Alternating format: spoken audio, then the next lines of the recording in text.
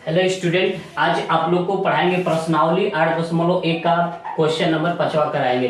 ठीक है, इसको अच्छे तरीका से आप लोग देखिएगा। ठीक है, इस क्वेश्चन को अच्छे से पहले अध्ययन करेंगे, फिर उसके बाद क्या करेंगे, इसको सोल्व करेंगे। चलिए इसको स्टार्ट करते हैं। ठीक है, चलिए क्या दिया है पहले पढ़ेंगे। यदि सेक थीटा बराबर क्या है 13/12 हो तो अन्य सभी त्रिकोणमितीय अनुपात का परिकलित कीजिए, मतलब परिकलित कीजिए। ठीक है, मतलब ज्ञात कीजिए।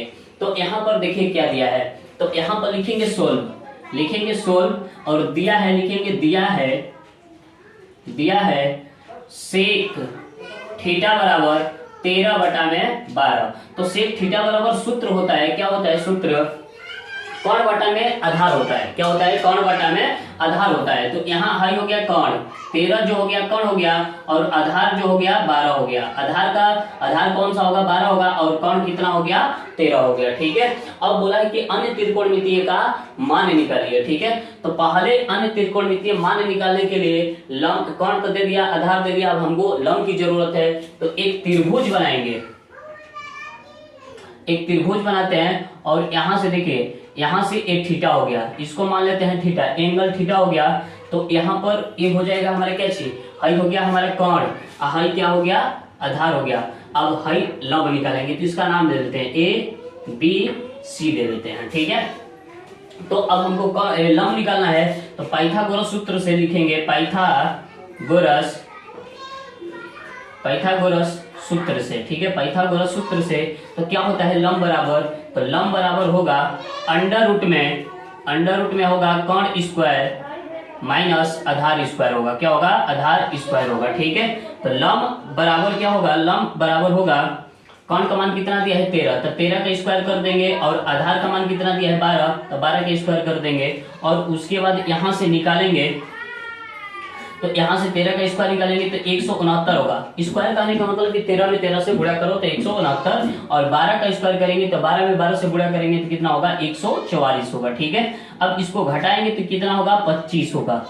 इसमें से इसको घटा दो तो 25 आ जाएगा। 25 का वर्गमूल कितना होता है 5। ठीक है, तो अब हमारा AB का मान कितना आ गया 5 आ गया, मतलब लंब कितना आ गया, 5 आ गया। ठीक है, तो लंब का मान कितना आ गया 5 लिखेंगे, लंब का मान कितना आ गया 5, तो यहाँ लंब का मान आ गया 5। ठीक है, अब अन्य त्रिकोणमितीय का मान निकालना है, तो त्रिकोणमितीय फलन में निष्पत्तियों की संख्या 6 होती है।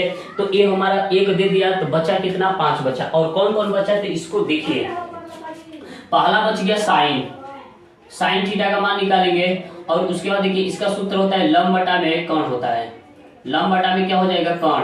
फिर उसके बाद क्या होगा कोस थीटा का मान, तो आधार बटा में क्या होता है कोण होता है, आधार बटा में क्या हो जाएगा कोण होगा। ठीक है, फिर उसके बाद टेन थीटा का मान निकालेंगे, तो लंब बटा में क्या होगा, लंब बटा में हो जाएगा हमारा कितना आधार होगा, लंब बटा में क्या हो जाएगा आधार। ठीक है, और उसके बाद एक बचा, कितना बचा टेन के बाद हो गया कोसेक, क्या हो गया कोसेक थीटा बराबर हो गया कोण बटा में लंब, कोण बटा में क्या हो गया लंब हो गया।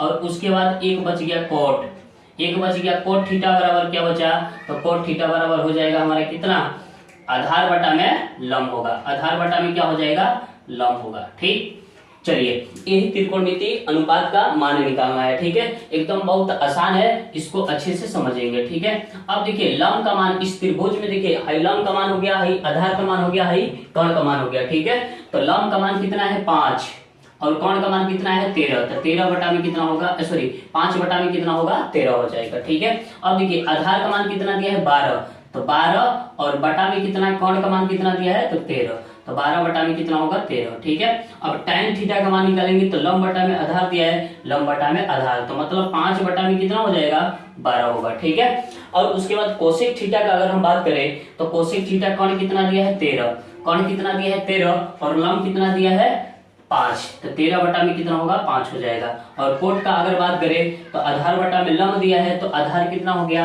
आधार हो गया 12, और लंब कितना हो गया 5, तो 12 बटा में कितना हो गया 5 हो गया। ये सबका आंसर हो जाएगा। ठीक है, यहां से इसका आंसर लिख लेंगे। ठीक है,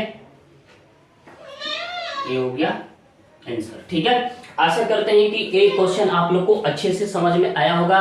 अगर अच्छे से समझ में आया है तो इस वीडियो को लाइक, सब्सक्राइब, कमेंट, शेयर जरूर कर देना है। ठीक है, चलिए, जय हिंद, जय भारत।